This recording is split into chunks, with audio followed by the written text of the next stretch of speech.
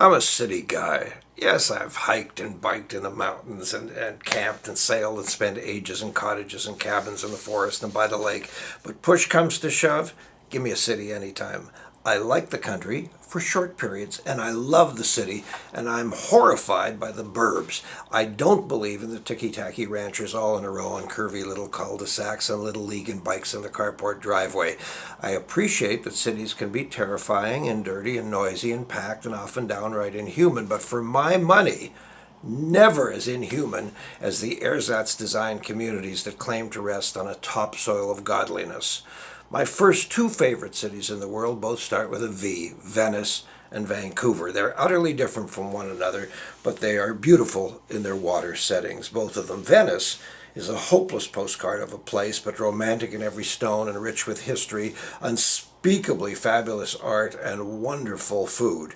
It is one of those rare places where it's a joy to get lost. Speaking of the food, I've been to Italy, I think 20 times in just over 20 years, and I can only remember one dull meal ever. Just wander and look. Don't worry about where you may find yourself in Venice. Poke your head into every cathedral, palazzo, cafe, or ristorante. Talk to everyone, locals, tourists, padres. It's a locale of learning and excitement.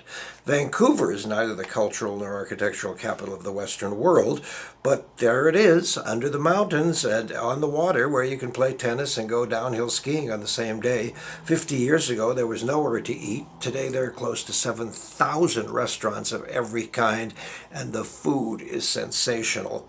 I lived in London, England for 1 year, and I thought it was one of the greatest places on earth. 8 days in Edinburgh, a week in Dublin, 2 weeks in Seoul, 5 days in Chicago convinced me that I could easily enjoy a 2-year stretch in one of those wonderful cities.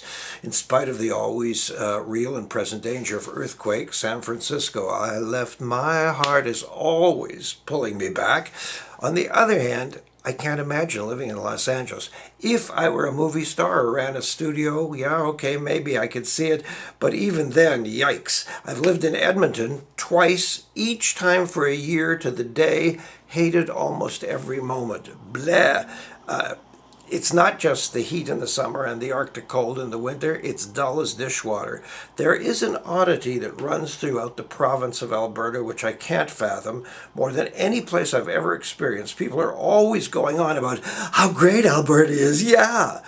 Are they trying to convince themselves? Please. Food, museums, restaurants, music, neighborhoods, streets to walk, differences, ethnicities, color, argument, political energy, money, sex, corruption, newspapers, big horse laughs. These are the joys of urban life. Pickle. When I die, I don't want to go to heaven. I want to go to New York.